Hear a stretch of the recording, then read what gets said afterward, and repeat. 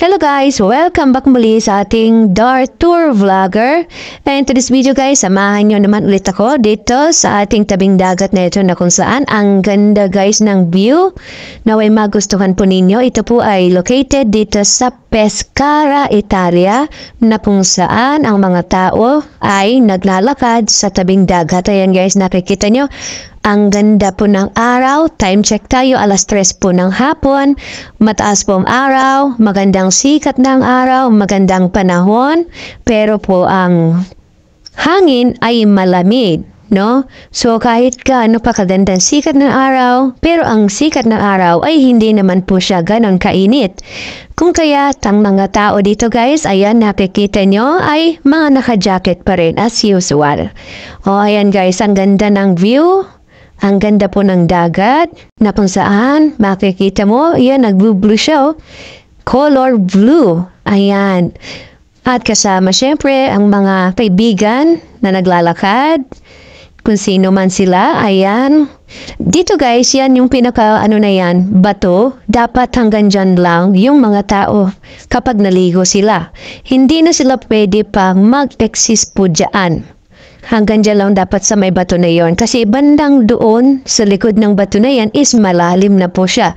At hindi na ina-allowed po yan na mga nagbabantay dito, no? Yung mga Coast Guard ba? Okay, so ngayon guys, dahil nga nandito tayo sa tabing dagat, namnamin ang simoy ng hangin at lamig ng hangin. O, ayan. Okay, so nakikita nyo guys, yung dagat is kalma lang, no? Hindi nyo nakikita na maalon. Kasi nga, itong panahon na to, ang dagat ay talaga kalma. Okay? So, ayan yung mga tao guys, habang ganito kainit sa kanilang panahon, pero ang hangin ay malamig, naglalakad-lakad sila na naka-jacket pa rin. Diba? Ayan sila guys, so tinan nyo. Yan talagang kasuotan kapag nasa ibang lokasyon ta. Okay, ito naman yung gilid guys ng, ng dagat. Yan yung pinaka-front ng dagat, no? Yan yung tabing side. Okay? So, makikita nyo guys, ang ganda. Ang ganda ng mga buildings po dito. Oh, ayan. So, ganyan po kaganda dito guys. Okay? So, nakikita nyo mga tao naka-jacket, may hood pa. Kasama syempre ang kanilang alagang aso. O, diba? Talagang naglalakad sila. Okay. At sa form of exercise na rin. Diba? Lalo na sa mga taong gustong magpapayat. Ayan, ayaw nila naka-steady lang sa loob ng bahay. Kailangan talagang maglakad-lakad dito sa tabing dagat. Diba? Ayan, ang sarap dito guys sa tabing dagat. Lalo na kung gusto mo lang mag-relax, magmuni-muni. Ayan. Kay gandang dagat naman pagmasdan, no? Hindi siya maalon. Talagang kalmado lang siya, guys. Oh, ayan, di ba? Ang ganda. Habang nilalapit natin, ayan, ganyan lang siya, guys. Tingnan mo.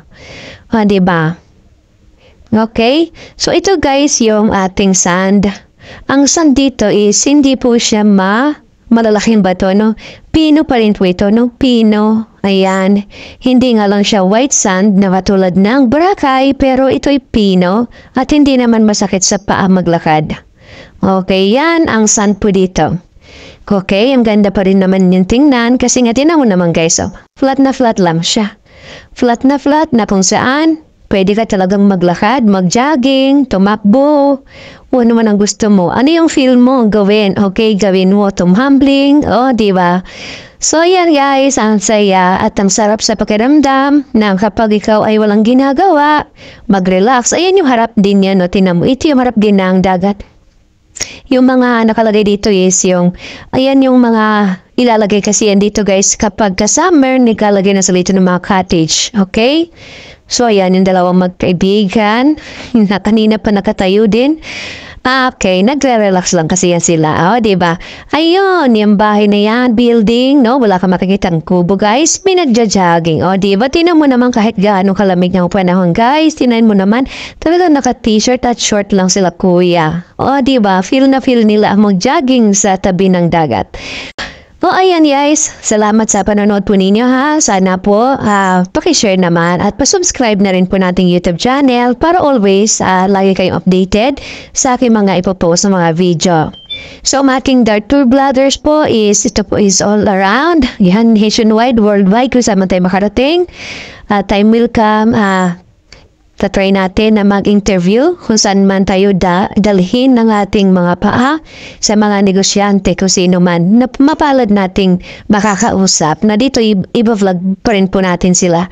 Okay, sana lagi kayo guys magkasama.